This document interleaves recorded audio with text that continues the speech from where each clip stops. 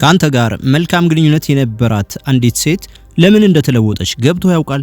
ትናንትና ፍቅረኛ የነበረችው ሴት ዛሬ ለምን እንደ ጠላት እንደምታይ አስበህ ታውቃለህ? ብዙ ወንዶች መልሱን ለማግኘት ሲዳክሩ ዘመናቸውን ይጨርሳሉ።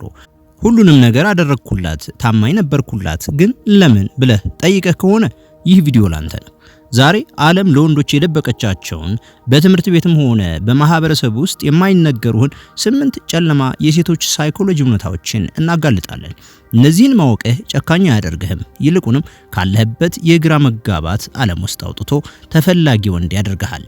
በተለይም በቪዲዮ መሃል ላይ የምነግርህ ነገር ብዙ ወንዶች ከዚህ ስህተት በኋላ ፈጽሞ አያገግሙም። በጥንቃቄ ተከታተለኝ።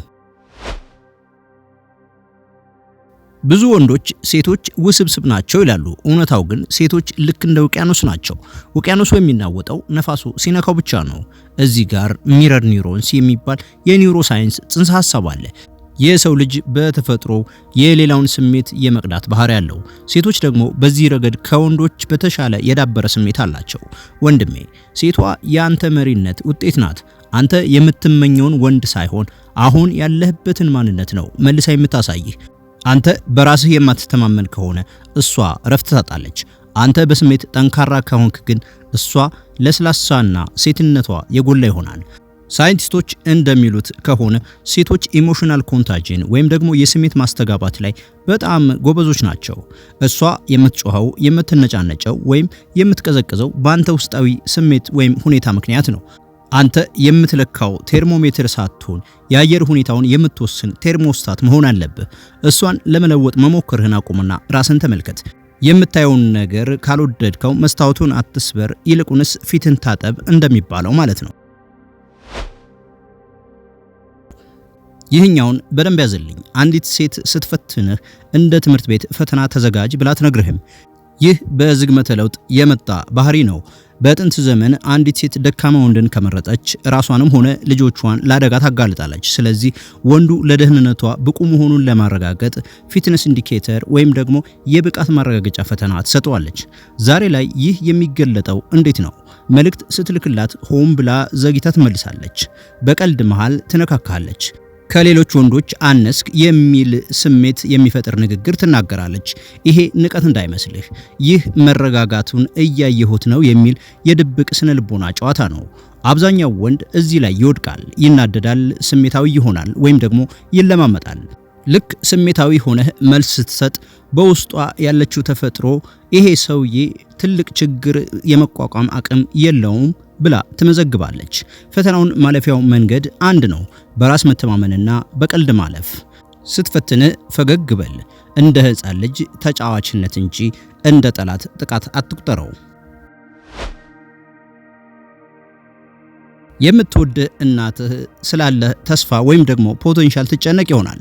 ሴት ልጅ ግን አትጨነቅም። በባዮሎጂው ዓለም ብሪፎልት ስሎው የሚባል ህግ አለ። ይህ ህግ ምን ይላል? ሴቷ ከወንዱ ጋር ግንኙነት የምትቀጥለው አሁን ካለው ሁኔታ ተጠቃሚ እስከሆነች ድረስ ብቻ ነው። ያለፈው ታሪክህ ወይም ደግሞ ወደፊት እሆናለሁ የምትለው ነገር አሁን ላለህበት ማንነት ዋስትና አይሆንም። ብዙ ወንዶች እቅዴ እኮ ይሄ ነው በማለት ፍቅር ለማግኘት ይሞክራሉ። ነገር ግን ሴቶች ሾው ዶንት ቴል ወይም አሳየኝ እንጂ አትንገረኝ የሚለውን መርህ ይከተላሉ። ያንተ ምኞት ወይም አምቢሽን ወደ መሬት ወርዶ እውን እስካልሆነ ድረስ ለሷ ተራ ቅዠት ነው። ይህ መጥፎ ወይም ጨካኝ ሊመስል ይችላል፣ ነገር ግን እውነታ ነው። እወድሻለሁ ከማለት ይልቅ ፍቅርን በተግባር የሚያሳይ፣ ሀብታም እሆናለሁ ከማለት ይልቅ እየሰራ የሚያሳይ ወንድ ያሸንፋል። ቃላትህ ባዶ ከሆኑ እሷም ላንተ ያላት ክብር ባዶ ይሆናል። ይህ ብዙ ወንዶች ሲባንኑ የሚረዱት ግን የረፈደበት ነጥብ ነው። ግንኙነታችሁ ውስጥ ጭቅጭቅ ከጠፋ ሰላም የሰፈነ ይመስልሃል? ተሳስተሃል። በስነ ልቦና ጥናት መሰረት ሴቶች ግንኙነቱን ከመተዋቸው በፊት በስሜት ይለያሉ። ዶክተር ጆን ጎትማን የተባሉ ተመራማሪ ይህንን ስቶንዎሊንግ ከሚባለው ባህሪ ጋር ያያይዙታል። ሴት ልጅ ስለ ጉዳዩ ማውራት፣ መከራከርና መጮህ ስታቆም ተስፋ ቆርጣለች ማለት ነው። ዝምታዋ ሰላም ሳይሆን ያለህበትን መርከብ ጥላ ለመሄድ ሻንጣዋን እያዘጋጀች ለመሆኑ ምልክት ነው። ወንዶች ብዙውን ጊዜ ከእንግዲህ በኋላ አትጨቃጨቅም እፎይ ይላሉ። ነገር ግን በዚህ ጊዜ እሷ በውስጧ ያለውን ፍቅር ገድላ ቀብረዋለች። ጩኸት ማለት አሁንም የሆነ ነገር ለመቀየር ፍላጎት አለ ማለት ነው። ፍጹም ዝምታ ግን የግንኙነቱ ሞት ነው። ስለዚህ ዝምታ ሲበዛ ፈገግ አትበል፣ ተጨነቅ። ቀደም ያልኩና ብዙዎችን የሚያስለቅሰው ነጥብ ይህ ነው። ልብ ብለህ ስማኝ። ሴቶች ሁልጊዜ ለስሜታቸው መነቃቃትን የሚፈጥረውን ወንድ ይመርጣሉ እንጂ ሰላምና መረጋጋት ብቻ የሚሰጠውን አይደለም። ይህ ዱዋል ሜቲንግ ስትራቴጂ የሚባል የስነ ልቦና ጽንሰ ሐሳብ ነው። ሴቶች ደህንነት ይፈልጋሉ፣ ግን አሰልቺ ደህንነትን ይጠላሉ። ጥሩ ወንድ ወይም ደግሞ ናይስ ጋይ የምንላቸው ወንዶች የሚሸነፉት እዚህ ጋር ነው። ሁሉንም ነገር ያደርጋሉ፣ እጅግ ታማኝ ናቸው፣ ግን ሴቷን ስሜታዊ የልብ ምት እንዲሰማት አያደርጉም። አንዲት ሴት የምትፈልገው ትንሽ ውከት፣ ትንሽ ያልታወቀ ነገር ወይም ሚስጥር እና ከፍተኛ ስሜትን ነው። ለዚህ ነው ብዙ ጊዜ ሴቶች ክፉ ከሚባሉ ወይም መጥፎ ከሚባሉ ወንዶች ጋር የሚወድቁት። እነዚያ ወንዶች መረጋጋት ባይሰጡም ስሜቷን ግን እንደ ሮለር ኮስተር ያወጡታል፣ ያወርዱታል። ይህ ማለት አንተ መጥፎ ሁን ማለት አይደለም፣ ነገር ግን ተገማች አትሁን። ሁልጊዜ ዝግጁ፣ ሁልጊዜ የሚስማማ፣ ሁልጊዜ እሺ የሚል ወንድ ለእርሷ ወንድ ሳይሆን ሌላ የሴት ጓደኛ ነው የሚመስላት።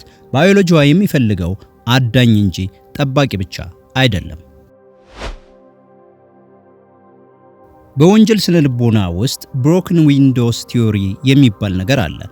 አንድ ህንፃ መስታወቱ ተሰብሮ ካልተጠገነ ሰዎች ህንፃው ባለቤት እንደሌለው አስበው ሌላውንም መስበር ይጀምራሉ። ግንኙነትም እንደዚሁ ነው። የመጀመሪያውን ንቀት፣ የመጀመሪያውን ድንበር መጣስ ዝም ካልክ ሴቷ ያንን እንደ መደበኛ ወይም ኖርማል አድርጋ ትወስደዋለች። ይሄ ሰው ክብር የለውም ብላ ታስባለች። ከዚያ በኋላ የሚመጣው ነገር ይበልጥ የከፋ ነው። ብዙ ወንዶች ሰላም ይሁን ብለው ዝም ይላሉ። ነገር ግን ሴቶች ወሰን ያላቸውን ወንዶች ያከብራሉ። ወሰን የሌለው ወንድ ለሴቷ ደህንነት የማይሰማት ሜዳ ነው። ስህተቷን ስታርማት ባህሪዋን መቆጣጠር ሳይሆን የራስን ደረጃ እያስከበርክ ነው። የምትፈቅደው ነገር የምታገኘው ነገር ነው። በማህበራዊ ሳይንስ ውስጥ ፕሪንሲፕልስ ኦፍ ሊስት ኢንተረስት የሚባል ህግ አለ። በግንኙነት ውስጥ ከፍተኛው ኃይል ያለው ሰው ያንን ግንኙነት ጥሎ ለመሄድ ዝግጁ የሆነው ሰው ነው። ሴቶች በደመ ነፍስ ይህንን ያውቃሉ። አንተ እሷን ለማቆየት ስትል ክብርህን የምትጥል ከሆነ እንዲሁም የምትለምን ከሆነ እሷ ለአንተ ያላት ዋጋ ይወርዳል። ነገር ግን ስህተት ስትሰራ ይህ አይመጥነኝም ብለህ ለመሄድ የምትደፍር ከሆነ እሷ እንድታከብርህ ትገደዳለች። ሴቶች የሚከተሉት የሚመራቸውን ሰው ነው። የሚመራ ሰው ደግሞ መንገዱ ከተበላሸ አቅጣጫውን ይቀይራል እንጂ እዚያው ቁጭ ብሎ አይላቀስም።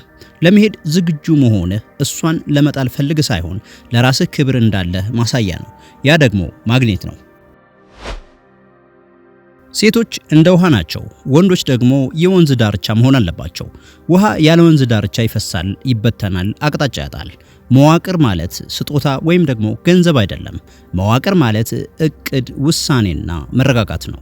የት እንሂድ ስትልህ የፈለግሽበት አትበላት። ዛሬ ማታ እዚህ ቦታ እንሄዳለን፣ 2 ሰዓት ላይ ተዘጋጂ ይበላት። ይህ ትንሽ ነገር ይመስላል፣ ነገር ግን ለሷ ትልቅ መልእክት አለው።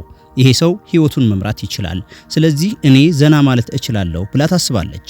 ሴት ልጅ ማስኩሊን ስትራክቸር ወይም ደግሞ የወንድነት መዋቅር ካላገኘች ራሷ መሪ ለመሆን ትገደዳለች። እሷ መሪ በሆነችበት ግንኙነት ውስጥ ደግሞ ሴትነቷ ይጠፋና ትማረራለች። እናም መሪ ሁን፣ አቅጣጫ ይኑርህ፣ ቃልህን ጠብቅ። ያኔ እሷ ካንተ ጋር መሆኗን እንደ በረከት ትቆጥረዋለች። ወንድሜ፣ እነዚህ 8 ነጥቦች ሴቶችን ለመጥላት ወይም ደግሞ ለመጉዳት የምትጠቀምባቸው መሳሪያዎች አይደሉም። እነዚህ የተፈጥሮ እውነታዎች ናቸው። ማወቅ ያለብህ ጨዋታውን መጥላት ሳይሆን ህጉን ተረድቶ መጫወት ነው። ሴት ልጅ የምትፈልገው ጠንካራ፣ የሚመራት፣ የሚፈትን፣ ስሜቷን የሚያነቃቃና ከሁሉም በላይ ደግሞ የራሱ የሆነ አቋም ያለውን ወንድ ነው። ምርጫው አንተ ነው። ወይ ተለማማጭ ሆነህ ትኖራለህ፣ ወይ ደግሞ የተፈጥሮን ህግ አውቀህ ንጉስ ትሆናለህ።